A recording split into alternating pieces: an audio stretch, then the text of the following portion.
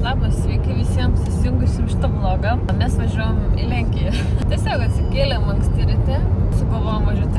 Gerai, ne anksti ryte, atsikėlėm anksti ryte, bet ne iš rytų sugalvojom važiuoti į Lenkiją. Jau buvo tas planas kuriamas, bent jau mintis buvo senai kuriama, bet vyras vis nepasirašydavo, nes jam tokius kelionės automobilių varginančios. Mano svajonė į Ispaniją nulėkti su automobiliu, bet jau čia būtų fainiausia su kemperiu. Kaip porą savaičių būtų smagu. Bet žodžiu, nors į Lenkiją pasirašė, tai jau yra žingsnis į priekį, ar ne? Tai jeigu į Lenkiją patiks važiuoti, tai gal nuvažiuosim kada ir Ispaniją. Šiaip fainai su automobiliu važiuoti dėl to, kad tu nesi niekur pareigotas, kur nori sustoji, kiek tu nori važiuoji, tiesiog laisvė papūgoms, ar ne? Ir žodžiu, sugalvom atvažiuoti 4 dienom, pasidarėm tripą maršrutą, aišku, su ChatGPT. Parinko mūsų maršrutą, pro kur važiuoti, ką pamatyti, kur sustoti, kur pailsėti, kadangi nurodėm, kad vykstam su mažamečiu vaiku, tai vis tiek turim dažniau sustoti, nei taip, kad sėdi ir leki. O beje, važiuojamės iki Krokuvos. Tai va dabar šiandienos tikslas nuvažiuoti į Varšuvą, bet stosim gal porą stotelių ir po to Varšuvai apsinakosim nakčiai. Iš ryto zoologijos sodą aplankysim didžiulį Varšuvą ir tada važiuosim į Krokuvą. Tai tokie planai kol kas, bet pakeliui gal dar kažkaip pasižiūrėsim, ką rasim. Bet sugalvojom važiuoti į Lenkiją šiaip tiesiog. Vakare vyras sako, tai varom. Varom.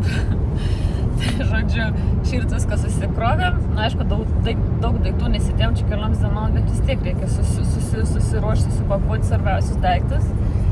Tai diena visai nebloga, dabar rodo 20 šilumos, dar esam Lietuvoje, nors netoli jau esam Lenkijos sienos.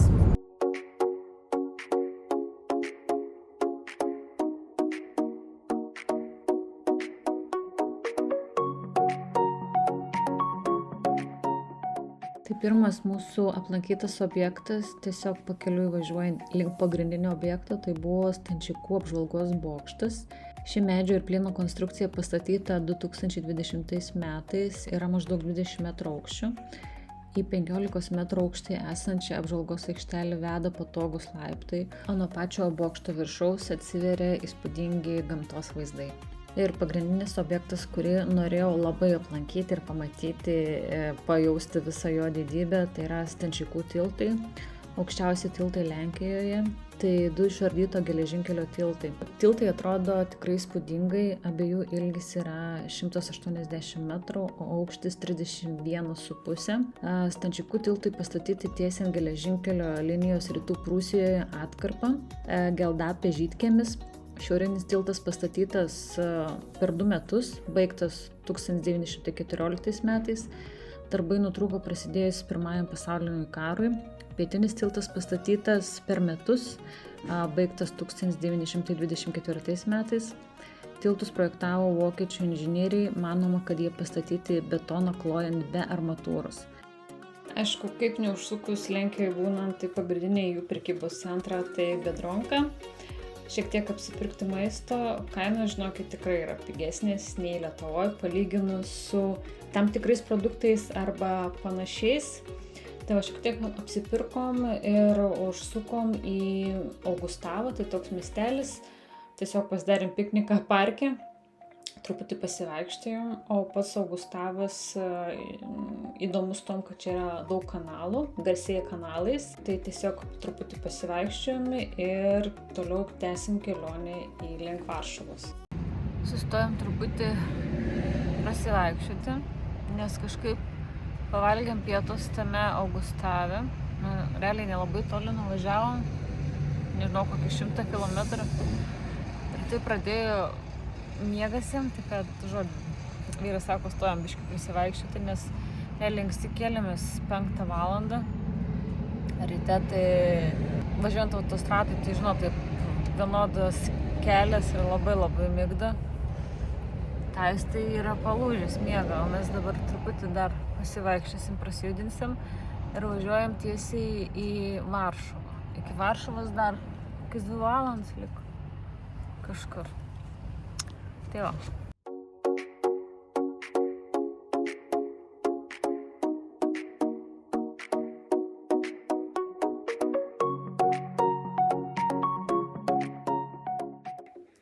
Tai va, atvykom į savo vienos nakties apartamentus, tai truputį čia aprodau, tiesiog greitai dėl bendro vaizdo, kad žinotumėt ir matytumėt, kuo apsistoja. Tai toks jaukus butukas, bet minusų turėjai.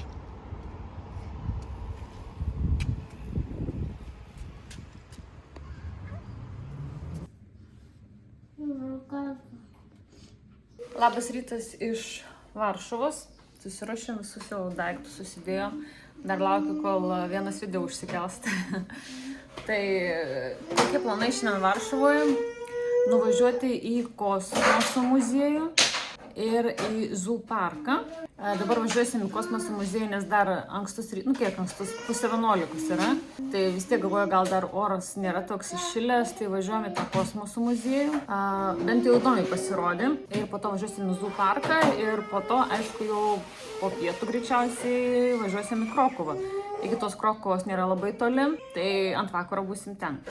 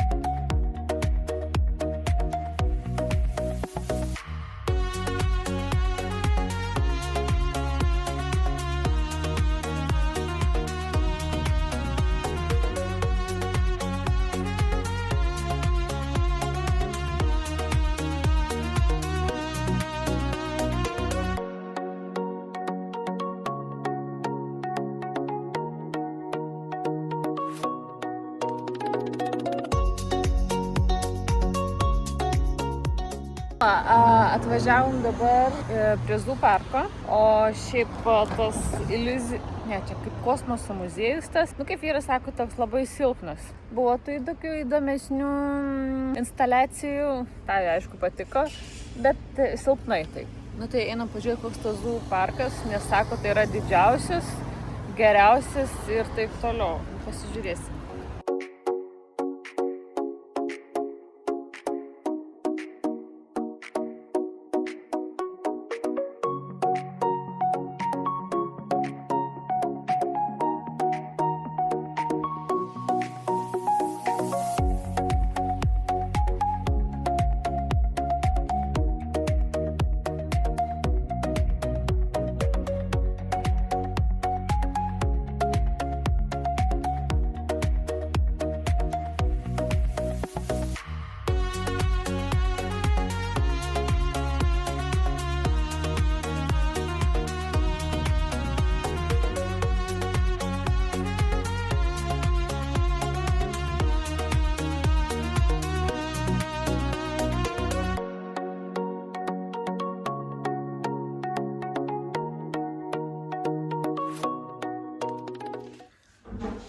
Tik atvažiavom ir įėjom į savo apartamentus 2 dienų.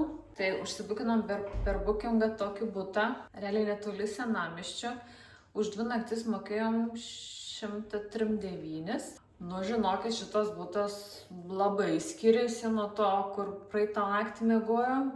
Ten mokėjom 7 eurus už naktį, bet toks labai jau pavargęs buvo iš tikrųjų tas butukas, trūko daug ko, pavyzdžiui, net nebuvo jokių rankšluosčių, servetėlių, popierinių kažkokių, kad nuvalyti net stalviršių, pavalgius pusryčius. Reikia dar ten pasistengti, pavyzdžiui, nei dušo želė, nieko ten nebuvo.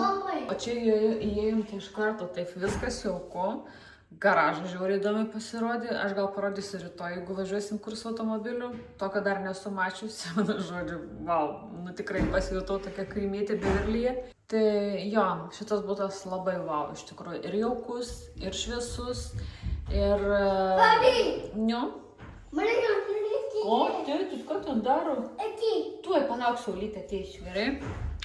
Ir viskas yra, ko reikia, nors ką tik dar įėjom, bet iš karto matosi, kad yra visiškai kitaip, kitas lygis. Tai pabandysiu greitai parodyti, kol kaip eilinį kartą nepasidarė burtakas. Tai žodžiu, čia yra vonios kambarys labai didelis. Labai didelis. Ta prasme, labai jaukus ir labai didelis. Nu, toks mano stiliukas. Tai va, čia vonios kambarys. Čia, aišku, įėjimas visas yra. Čia toks kaip viešbučio tipas irgi atrodo tokie kambariai pačiam visam. Tai va, čia yra lova. Visas toks įmontuojamas ir, žodžiu, čia lova pasikelia. Kažkaip užsifiksuoja, vyrui nepavyko užfiksuoti dabar. Ir čia papačia yra televizorius. Nes atsiverčia ir palieka televizorius. Tai va, čia su sofkutė tokia pailsėti. Čia didžiulis balkonas yra su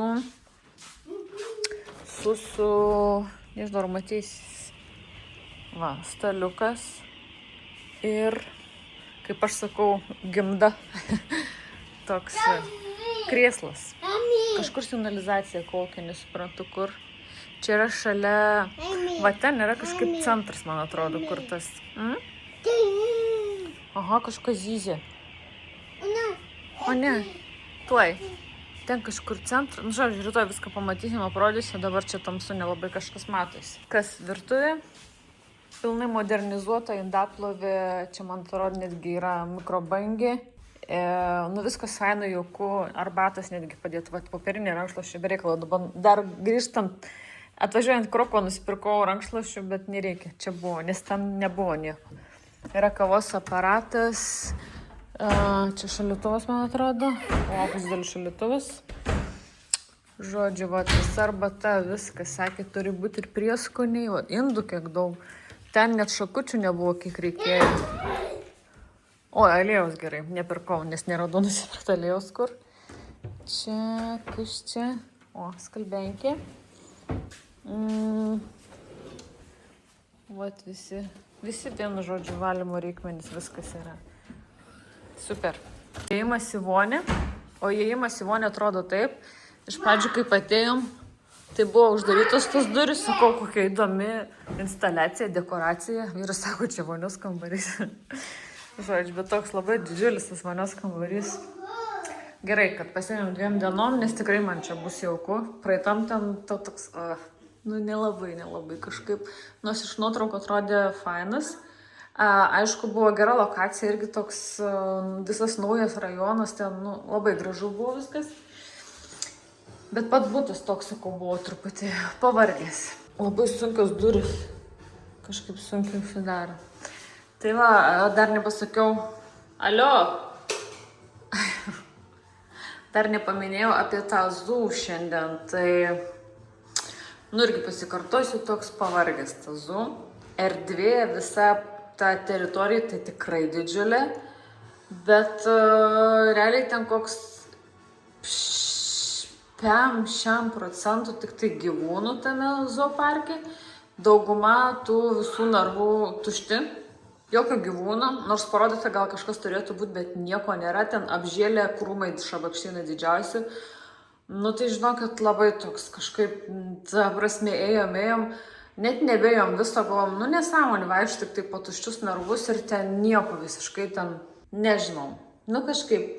Bet aišku, erdvė didžiulė, ten pasivaikščiot, pavalgyti tikrai viskas okei, bet kad gyvūnų kažkokių, ten va, drambliai, žirafos, begemotas, raganosis, krokodilas. Ir ten tie visokie vabaliukai, tarakoniukai, ten, nu, net nebuvo nieko filmuoti, nes kiek įkėliau, tiek parodžiau, nes ten nieko daug ir nebuvo. Tai tiesiog toks, nu, truputį kažkaip, nežinau, irgi nuvylė, jau tikėjausi, kad čia daug ko pamatysim. Na, nelabai kažką. Nu, bet nieko, vis tiek pamatėm, buvo įdomu, užskaitom, kad buvom. O rytoj žiūrėsim, koks oras Krokuvai bus, nes mačiau iki pietų berods lyja.